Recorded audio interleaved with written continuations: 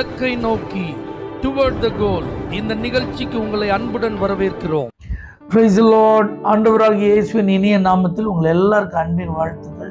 மத்தேயு எழுதின சுவிசேஷம் 26ஆம் அதிகாரம் 45ஆம் வசனம். இனி நித்திரை பண்ணி இளைப்பாருங்கள்.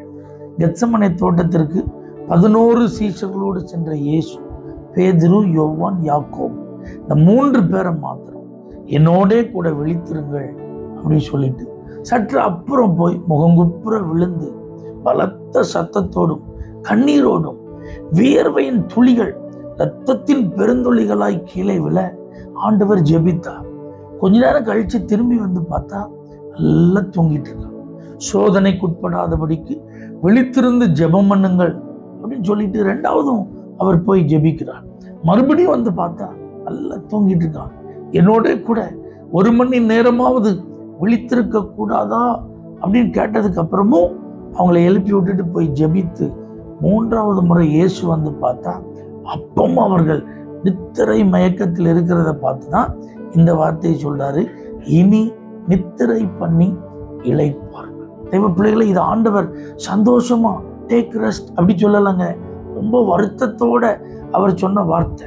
ஆக்சுவலா இது தூங்குற நேரம் தான்.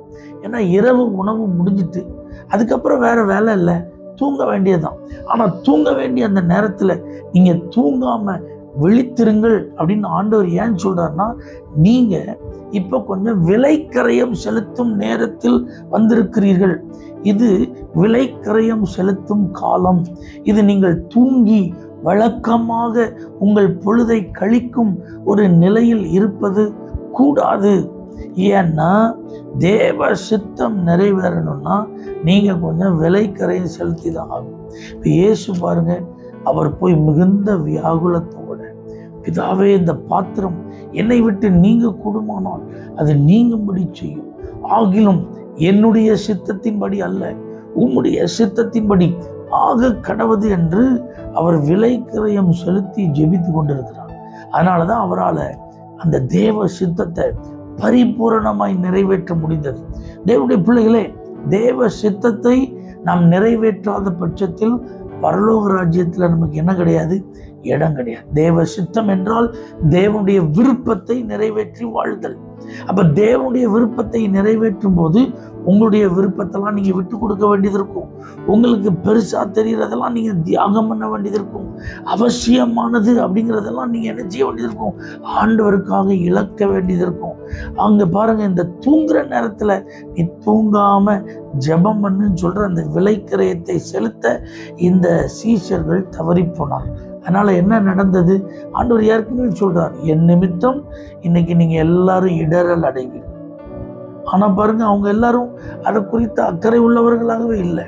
அப்ப இவர்கள் கிரையை மட்டும் செலுத்தி இருந்தா ஆண்டவராக இயேசு கிறிஸ்துவை விட்டுட்டு ஓடி இருக்க மாட்டாங்க. பேதுரு பட்டயத்தை எடுத்து ஒருத்தன் காதை வெட்டியிருக்க வேண்டிய அவசியம் வந்திருக்காது. பேதுரு இயேசுவை எனக்கு தெரியாதுன்னு சொல்லி மறுதலிக்க வேண்டிய சூழ்நிலை வந்திருக்கு. அப்ப நம்ம கிரயம் செலுத்தும் போது என்ன நடக்கிறது? ஆண்டவர் நமக்கு நியமித்த பாதையிலே நாம் நடந்து செல்ல நமக்கு பலன் கிடைக்கிறது. இவர்கள் இதை செய்ய தவறினதுனால இவர்களுடைய வாழ்வில் தடுமாற்றம். தேவ பிள்ளைகளே, தேவனுடைய சித்தத்தை நிறைவேற்றவும் தேவன் நமக்கு நியமித்திருக்கிற வழியில நடந்து இலக்கை அடையவும் கிரயம் செலுத்துதல் அவசியம். ஆகவே தூக்கத்தை ஒதுக்குங்க, ஆகாரத்தை ஒதுக்குங்க, நேரத்தை வீணாக செலவு செய்தல் போன்ற காரியங்களுக்கு விலகி இருங்கள். தேவனோடு அதிக நேரம் செலவு பண்ணுங்க. ஆண்டவர் உங்க உள்ளத்துல என்னெல்லாம் சொல்லி கிரயம் செலுத்த வேண்டும் என்று உணர்த்துகிறாரோ அதெல்லாம் உடனே செய்யுங்க. அப்படி செய்வது தேவ சித்தம் செய்வதற்கும் தேவன் நியமித்த வழியில் நடப்பதற்கும் உதவியாயிருக்கும். பரலோக தேவனே, நாங்கள் கிரயம் செலுத்த கிருபை தாரும். இயேசுவின் நாமத்தில் பிதாவே, ஆமென். For prayer contact Pastor J.